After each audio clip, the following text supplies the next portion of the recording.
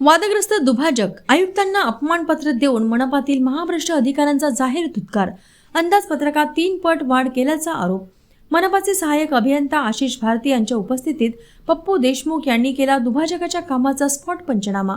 बागला चौक ते राजीव गांधी अभियांत्रिकी महाविद्यालय या रस्ता दुभाजकाच्या कामातील प्रचंड गैरव्यवहार आणि भ्रष्टाचाराच्या निषेधार्थ आज जनविकास सेनेने चंद्रपूर महानगरपालिकेच्या आयुक्त डॉक्टर विद्या गायकवाड यांना अपमानपत्र देऊन मनपातील महाभ्रष्ट अधिकाऱ्यांचा जाहीर धुतकार केलाय. जनविकास सेनेचे संस्थापक अध्यक्ष व माजी नगरसेवक पप्पू देशमुख यांच्या नेतृत्वात एका शिष्टमंडळाने दुपारी 4 वाजता आयुक्त विद्या गायकवाड यांची त्यांच्या कार्यालयात भेट घेऊन त्यांना अपमानपत्र दिले. मनपातील महाभ्रष्ट अधिकाऱ्यांचा जाहीर धुतकार करत असल्याचे यावेळी त्यांनी आयुक्तांसमोर नमूद केले. देशमुख यांनी मनपाचे सहाय्यक अभियंता आशिष भारती यांच्यासोबत केलेल्या संयुक्त पाहणीचा अहवाल आयुक्त गायकवाड यांना दिला.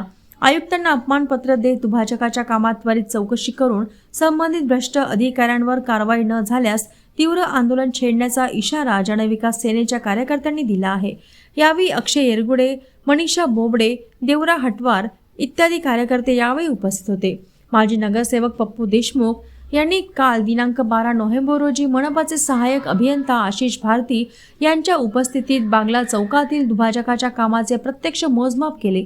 तांत्रिक उपकरण, वजन काटा, टेप इत्यादी साहित्य घेऊन कामाच्या अंदाजपत्रकानुसार स्पॉट पंचनामा केला.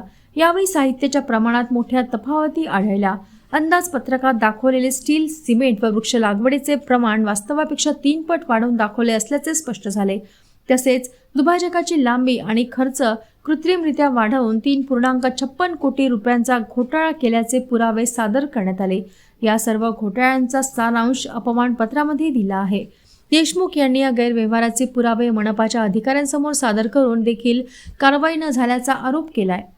उलट मनपा प्रशासन तकलादू कारणे देऊन भ्रष्ट अधिकारी व कंत्राटदाराचे संरक्षण करीत असल्याचा आरोप त्यांनी केलाय. त्यामुळे संतप्त झालेल्या जनविकास सेनेच्या कार्यकर्त्यांनी भ्रष्ट अधिकाऱ्यांचा अपमानपत्र देऊन जाहीर धुतकार करत निषेध नोंदविला. या आंदोलनामुळे चंद्रपूर महानगरपालिकेतील वाढत्या भ्रष्टाचारावर पुन्हा एकदा लक्ष वेधले गेले असून शहरभर या घटनेची जोरदार चर्चा सुरू आहे. तुमचं आमचं आरोग्य खराब होत आहे, आमच्या मुलाबाळांच्या दुर्दैवानं आरोग्यावर परिणाम होत आहे, दुष्परिणाम होत आहे. आणि अशा वेळी प्रदूषण नियंत्रणासाठी, पर्यावरणाच्या संवर्धनासाठी आलेल्या फंडमधून रस्ता बनवण्याच्या ऐवजी एक दुभाजक ते 3.56 कोटी रुपयाचं बनवलं जात आहे. आणि काल आम्ही याचा पंचनामा केला. इथल्या एका इंजिनियरला भारती साहेब म्हणून आशिष भारती त्यांना सोबत घेऊन गेलो. त्यांच्यासोबत सडाकीची लांबी मोजली, वजन मोजलं, सडाकीची संख्या मोजली, झाडाची संख्या मोजली. पूर्ण अंदाजपत्रक 3 पटीने वाढवण्यात आला आहे. म्हणजे 1200 मीटरच्या डिवायडरमध्ये 10,000 झाडं लावणार आहे, जे लागणं शक्यच नाही आहे. आणि त्यासोबतच जिथं 100-125 क्विंटल सडाकी लागणार आहेत. आम्ही स्वतः मोजल्या, हिशोब केला, आयुक्त मॅडमला तो हिशोबात दिला त्या पंचनाम्याचा. आणि त्या ठिकाणी 400 क्विंटल सडाकी अंदाजपत्रकामध्ये दाखवण्यात आलेले आहे. आणि अशा पद्धतीनं पूर्ण गावातले 88 उद्यान, 13 सौंदर्यीकरणचे ठिकाणं आणि पूर्ण गावातले 8 डिवायडर हे सगळे मेंटेन करण्यासाठी हीच महानगरपालिका एका वर्षाला 1 कोटी रुपये देते. म्हणजे 110 ठिकाणाच्या मेंटेनन्ससाठी 1 कोटी रुपये देते. आणि बागला चौकातल्या एका डिवायडरसाठी हीच महानगरपालिका 60 लाख रुपये वर्षाला देणार आहे. म्हणजे एकीकडे पूर्ण गावातल्या बगीचाचं मेंटेनन्स आणि दुसरीकडे फक्त एका दुभाजकाचं मेंटेनन्स. हा क्रूरपणा आहे, निर्दयपणा आहे. या सगळ्या भ्रष्ट अधिकाऱ्यांची जागा जेलमध्ये आहे. आता या आयुक्तांची आणि अधिकाऱ्यांच्या खुर्च्या पेटून देण्याची वेळ आलेली आहे. आणि आयुक्तांच्या आणि अधिकाऱ्यांच्या खुर्च्या पेटवल्याशिवाय आम्ही राहणार नाही.